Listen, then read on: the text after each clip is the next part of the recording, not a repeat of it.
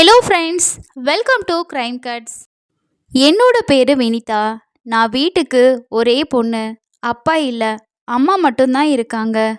அப்பா நான் சின்ன வயசாக இருக்கப்பயே இறந்து போயிட்டாரு. அதுக்கப்புறமா அம்மா எனக்கு கிடைச்ச வேலை எல்லாத்தையுமே செஞ்சு நல்லாவே படிக்க வச்சாங்க. நான் படித்து முடிச்சதுக்கு அப்புறமா அம்மாவுக்கு எனக்கு ஒரு நல்ல இடத்துல கல்யாணம் பண்ணி கொடுக்கணும் அப்படிங்கிற ஆசை வந்துச்சு. அதனால எனக்கு 18 வயசு ஸ்டார்ட் ஆனப்பயே மாப்பிள்ளை தேட ஆரம்பித்தாங்க. தன்னோட பொண்ணை ஒரு நல்ல இடத்துல கல்யாணம் செஞ்சு வைக்கணும் அப்படிங்கிற ஆசை இருந்தனால அது தள்ளிக்கிட்டே போயிட்டு இருந்துச்சு. இப்போ எனக்கு வயசு 22. ஒரு நாள் என்னோட அம்மாவோட ஃப்ரெண்டு அவங்க பொண்ணுக்கு கல்யாணம்னு சொல்லி இன்விடேஷன் கொடுக்கறதுக்காக எங்கள் வீட்டுக்கு வந்தாங்க.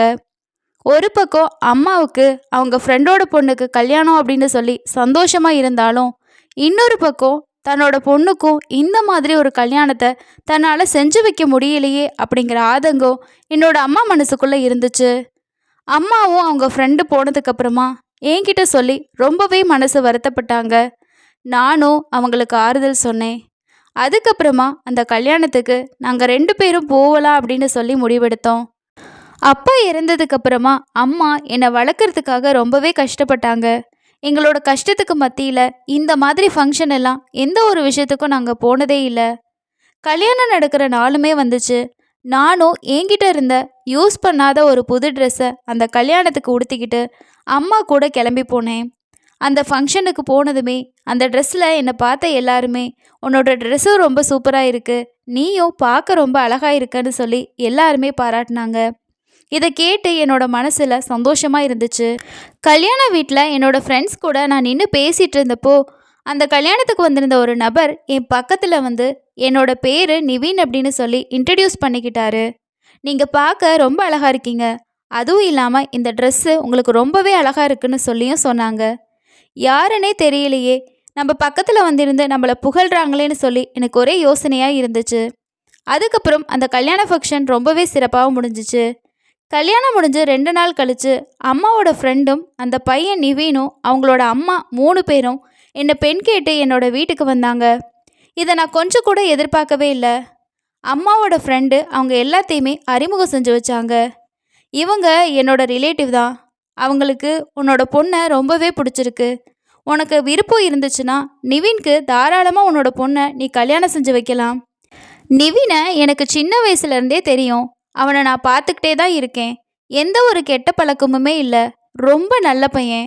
இந்த பையனை உன்னோட பொண்ணுக்கு நீ கல்யாணம் பண்ணி வச்சா உன்னோட பொண்ணோட வாழ்க்கை ரொம்பவே நல்லா இருக்குன்னு சொல்லி அம்மாவோட ஃப்ரெண்டு சொன்னாங்க. அம்மாவுக்கும் இந்த சம்மந்தம் நமக்கு சரிதான்னு சொல்லிப்பட்டுச்சு. ஏன்னா தன்னோட ஃப்ரெண்டு மேலே அவ்வளோ நம்பிக்கை வச்சுருந்தாங்க.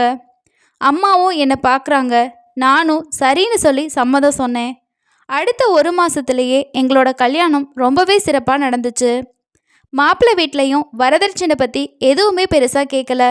உங்களுக்கு என்ன முடியுமோ, உங்களுக்கு என்ன தோணுதோ அதை மட்டும் கொடுங்க அப்படின்னு சொல்லி தான் சொன்னாங்க.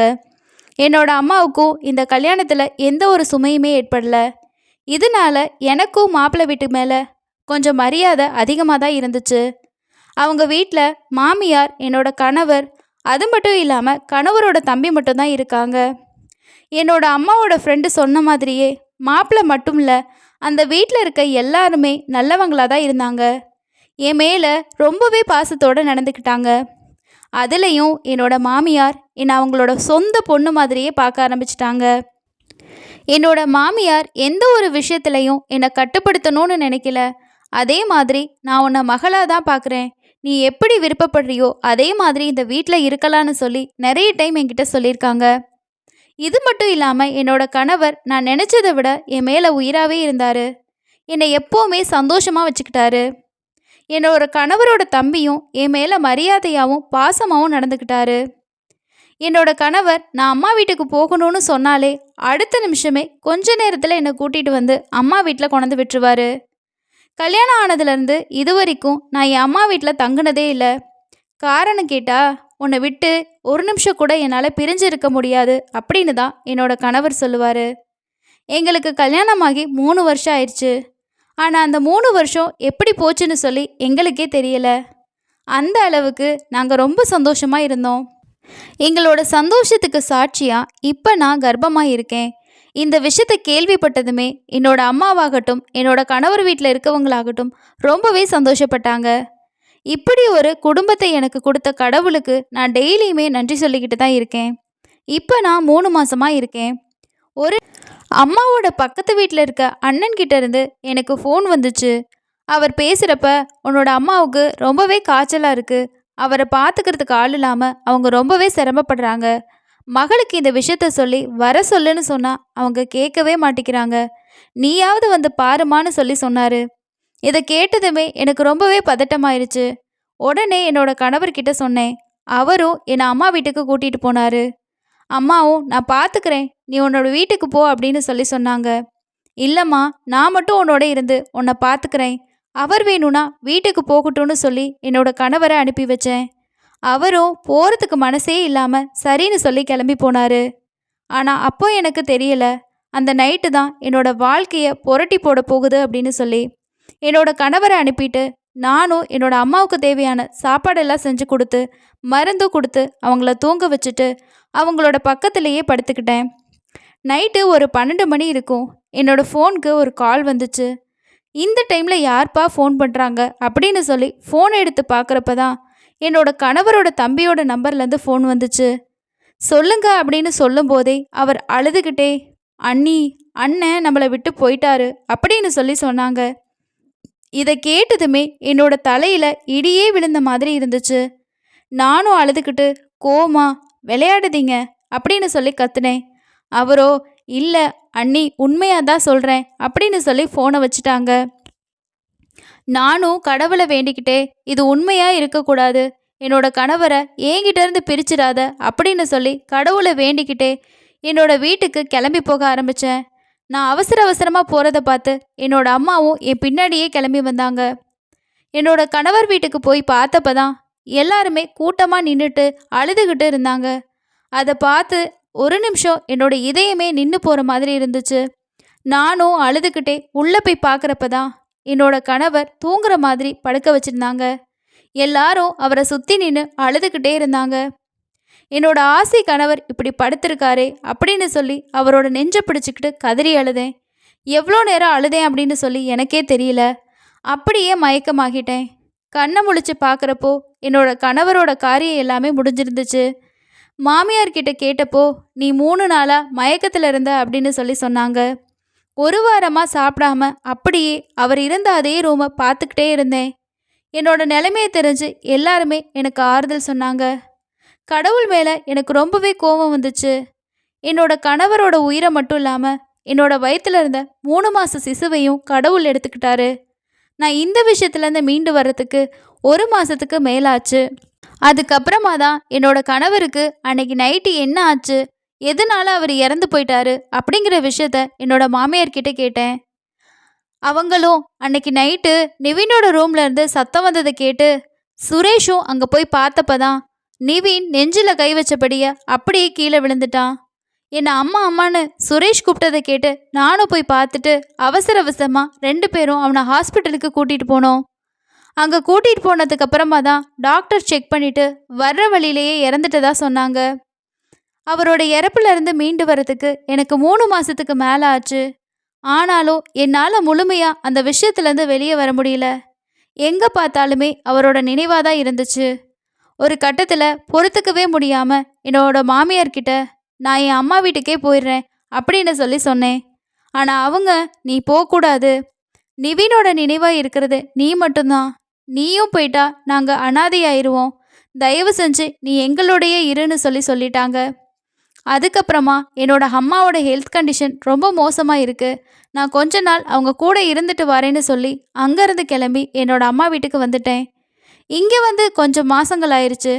என்னோட மாமியாரும் அடிக்கடி ஃபோன் பண்ணி பேசுவாங்க. என்னோட வீட்டுக்கு வந்துருமா அப்படின்னு சொல்லியும் சொல்லுவாங்க. ஆனால் கணவர் இறந்து 1 வருஷம் ஆகுது. நான் அம்மா வீட்டிலேயே தான் இருக்கேன். இந்த 1 வருஷத்தில் மாமியாரோட வீட்டுக்கு போகணும் அப்படின்ற எண்ணம் எனக்கு வரவே இல்லை. இப்படியே போகிறப்ப தான் ஒரு நாள் என்னோட மாமியார் எங்கள் வீட்டுக்கு வந்தாங்க. என்னோட அம்மாவுக்கிட்ட தனியாக பேசணும்னு சொல்லி அவங்கள நல்லா விசாரிச்சுட்டு பேசிட்டு வீட்டிலேருந்து கிளம்பி போனாங்க.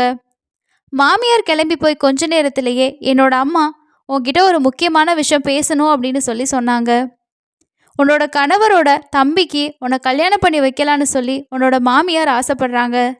எனக்கும் அது சரியாக தான் படுது. நீ என்ன சொல்கிற அப்படின்னு சொல்லி கேட்டாங்க. இது கேட்டதுமே எனக்கு ரொம்பவே அதிர்ச்சியும் கோவமுமாக இருந்துச்சு. உனக்கு என்ன பைத்தியமாமா? புத்தி எதுவும் பேதலிச்சிருச்சா? நான் அந்த வீட்டுக்கு போயிட்டு வாலா வெட்டியாக திரும்பி வந்திருக்கேன். அதே வீட்டுக்கு திரும்பவும் என்னை மணமகளாக போக சொல்கிறியா? உனக்கு மனசாட்சியே இல்லையா? அப்படின்னு அம்மா கிட்ட கத்த ஆரம்பித்தேன். என்னோட கோவத்தை பார்த்த அம்மா அமைதியாகிட்டாங்க. ஆனாலுமே அவங்க தொடர்ந்து இந்த விஷயத்த பேசிக்கிட்டே தான் இருந்தாங்க. மாமியாரும் அடிக்கடி என்னோட வீட்டுக்கு வந்து இந்த விஷயத்தை பற்றி பேச ஆரம்பித்தாங்க. அவங்க என்னோட மகனோட விதி முடிஞ்சிருச்சு, ஆனால் இனிமே உனக்குன்னு ஒரு வாழ்க்கை இருக்குது. நீ வேறொரு வீட்டுக்கு போனாலும் எப்படி இருப்பியோ எனக்கு தெரியாது. நீ என்னோட பொண்ணு மாதிரி எப்போவுமே நம்ம வீட்டில் வந்து இருக்கணும். நான் உன்னை நல்லபடியாக பார்த்துக்குவேன். தயவு செஞ்சு இந்த விஷயத்துக்கு சம்மதிச்சிரு அப்படின்னு சொல்லி பேசினாங்க. என்னோட அம்மாவும் நான் உயிரோடு இருக்கப்பயே நீ சந்தோஷமாக வாழ்கிறத நான் திரும்பவும் பார்க்க ஆசைப்படுறேன். ஒருவேளை எனக்கு ஏதோ ஆயிடுச்சு அப்படின்னா நாளைக்கு நீ அனாதையாக நிற்கக்கூடாது. அதனால் நீ இந்த விஷயத்துக்கு ஒத்துக்கோ அப்படின்னு சொல்லி சொன்னாங்க. என்னோட கணவரோட தம்பிக்கிட்ட நான் பேசுகிறப்ப அவரும், அண்ணி உங்கள் மேலே எனக்கு மரியாதை அதிகமாகவே இருக்குது. அம்மா ஆசைப்படுறாங்க. அவங்களோட ஆசைக்கு நான் தடங்களாக இருக்க விரும்பலை. ஆனால் இதில் உங்களோட சம்மதம் தான் எனக்கு முக்கியம் அப்படின்னு சொல்லி சொன்னாங்க. ஒரு கட்டத்தில் நானும் யோசித்து சரின்னு சொல்லி சொன்னேன். இதுக்கப்புறமா எல்லாருமே ரொம்பவே சந்தோஷப்பட்டாங்க. நான் சரின்னு சொல்லி ஒரு வாரத்திலேயே ஒரு நல்ல நாளாக பார்த்து எங்கள் 2 பேர்த்துக்கும் கல்யாணம் பண்ணி வச்சாங்க. அதே வீட்டுக்கு நான் திரும்பவும் மருமகளாக போனேன். முன்னாடி நிவின் என்னோட கணவராக இருந்தார். இப்போ அவரோட தம்பி சுரேஷ். இந்த கல்யாணம் சுரேஷோட முழு சம்மதத்தோடு நடந்துச்சா அப்படின்ற கேள்வி எனக்குள்ளே இருந்துச்சு. நானும் என்னோட மாமியாரோட வற்புறுத்தலால் தான் இந்த கல்யாணத்தை பண்ணிக்கிட்டேன் அப்படின்னு நினச்சேன். முதலிரவு அறையில் நான் காத்துக்கிட்டு இருந்தப்போ தான் என்னோட பக்கத்தில் சுரேஷ் வந்து உட்கார்ந்தாரு. அவர்கிட்ட, உங்களோட அண்ணனோட நினைவு என்னை விட்டு இன்னுமுமே முழுசாக போகலை. எல்லாருமே வற்புறுத்தினதுனால தான் நான் இந்த கல்யாணத்துக்கே சம்மதிச்சேன். எனக்கு இன்னும் கொஞ்சம் டைம் வேணும். இது எல்லாத்தையும் அப்புறமா பார்த்துக்கலாம் அப்படின்னு சொல்லி சொன்னேன். இது எல்லாத்தையுமே கேட்டுட்டு இருந்த சுரேஷ் அதுக்கப்புறமா என்னோட கையை பிடிச்சாரு. இது எனக்கு ஆச்சரியமாக இருந்துச்சு. ஏன்னா அவருக்கு சம்மதம் இல்லாமல் தான் இந்த கல்யாணம் நடந்துச்சு அப்படின்னு நான் நினச்சிட்டு இருந்தேன். அதுக்கப்புறம் கொஞ்சம் யோசிச்சுட்டு என்னோட கையை விட்டுட்டு, நீங்கள் சொன்ன மாதிரியே அப்புறமா பார்த்துக்கலாம், நான் கீழே படுத்துக்கிறேன் அப்படின்னு சொல்லிட்டு வேறொரு இடத்துக்கு தூங்க போயிட்டாரு. காலையில் என்னோட மாமியார் ரொம்பவே ஆர்வமாக இருந்தாங்க. என்கிட்ட என்னாச்சு அப்படின்னு சொல்லி விசாரித்தாங்க. நான் அமைதியாக இருந்தேன். என்னோட மாமியார் அதை புரிஞ்சுக்கிட்டாங்க. மாமியாரும் முன்னையை விட இப்போ என்னை நல்லாவே பார்த்துக்கிட்டாங்க. முன்னாடி நான் நிவினோட மனைவியாக இந்த வீட்டில் இருந்தப்போ சுரேஷ் என்கிட்ட சகஜமாக பேசுவார். அன்னன்னைக்கு அவரோட லைஃப்பில் நடக்கிற விஷயத்த எல்லாத்தையுமே என்கிட்ட ஷேர் பண்ணிக்குவார். ஆனால் இப்போது அது தலைகீழாக மாறிடுச்சு. என்கிட்ட அவர் அதிகமாக பேசுகிறதே இல்லை. ஏதாவது வேலை சொல்லணுன்னா மட்டும்தான் என்கிட்ட பேசுவார். எங்களுக்குள்ள கல்யாணம் முடிஞ்சிருந்தாலும் இடைவெளி அதிகமாகிட்டே போச்சு. இப்பெல்லாம் என்கிட்ட பேசுகிறதையே அவர் நிறுத்திட்டாரு. நானும் இதை பற்றி மாமியார்கிட்ட சொன்னேன். மாமியாரும் அவனுக்கு இதில் விருப்பம் இல்லை தான், நான் தான் கட்டாயப்படுத்தி அவனை கல்யாணம் செஞ்சுக்க வச்சேன். காலம் போக போக அது மாறிடும், நீ ஒன்றும் கவலைப்படாத அப்படின்னு சொல்லி சொன்னாங்க. மாமியார் ஒரு நாள் நைட்டு தூங்குறதுக்கு அவங்களோட ரூமுக்கு போனப்போ என்கிட்ட பாலை கொடுத்து, இதை சுரேஷ்க்கு குடிக்க கொடு, எல்லாம் சரியாகிரும் அப்படின்னு சொல்லி அனுப்பி வச்சாங்க. நானும் மாமியார் சொன்னது போலவே அவர்கிட்ட கொடுக்க அவர் பால் வாங்கி கீழே ஊற்றிட்டாரு. இதை பற்றி மாமியார்கிட்ட சொன்னப்போ அவரும் விடாமல் டெய்லியும் பால் கொடுத்து என்னை அனுப்பி வச்சாங்க. சுரேஷ் பாலை குடிக்காம டெய்லியும் கீழே ஊற்றிக்கிட்டே இருந்தார். மாமியார் ஒரு நாள் சுரேஷ்கிட்ட, ஏன் நீ பாலை குடிக்காம கீழே ஊற்றிக்கிட்டு இருக்க அப்படின்னு சொல்லி கேட்டாங்க. அதுக்கு அவர் என்ன சொன்னாருன்னா, அண்ணா கனவுல வந்து நீ பாலை குடிக்க வேணான்னு சொல்லிட்டு அங்கேருந்து போயிட்டாரு. இதுக்கப்புறமா சுரேஷோட நடவடிக்கைகள் எல்லாமே ரொம்பவே மாற ஆரம்பிச்சிச்சு. நைட்டில் தூங்காமல் எதையோ பார்த்துக்கிட்டே இருப்பார். நானும் உங்களுக்கு என்னாச்சு அப்படின்னு சொல்லி விசாரிச்சா அவர் ஒன்றுமே இல்லைன்னு சொல்லிட்டு ரூம்லேருந்து வெளியே போயிடுவார். எப்போ வருவார் எப்போ போவாருன்னே தெரியல. இதை பற்றி நானும் மாமியார்கிட்ட சொன்னேன். அவங்க அதை பெருசாக கண்டுக்கவே இல்லை. ஆனாலும் டெய்லி பால் கொடுக்கறத வழக்கமாகவே வச்சுருந்தாங்க. ஒரு நாள் நைட்டு பாலோட போகிறப்போ சுரேஷ் அங்கே இல்லை. அதுக்கப்புறமா அந்த பாலில் என்னதான் இருக்குது அப்படின்னு சொல்லி பார்க்கறதுக்காக அதை நான் குடித்தேன். குடித்த கொஞ்ச நேரத்திலேயே நல்லா தூக்கம் போயிடுச்சு. அப்படியே தூங்கிட்டேன். கனவுல என்னோட முதல் கணவர் வந்தார். ரொம்பவே பதட்டமாக இருந்தார். அவர் என்னோட உயிர் மேலே ஆசை இருந்தா இந்த வீட்டை விட்டு போயிரு அப்படின்னு சொல்லி கத்துனாரு. நானும் பயந்து போயிட்டு எழும்பி பார்த்தேன். அங்கே யாருமே இல்லை. ஆனால் அது கனவுல வந்தது போல் எனக்கு தோணலை. அச்சு அசலாக நேரில் சொல்கிறது மாதிரியே இருந்துச்சு. நானும் பயந்து போயிட்டு அந்த ரூம்ல இருந்து வெளியே ஓடி வந்தேன்.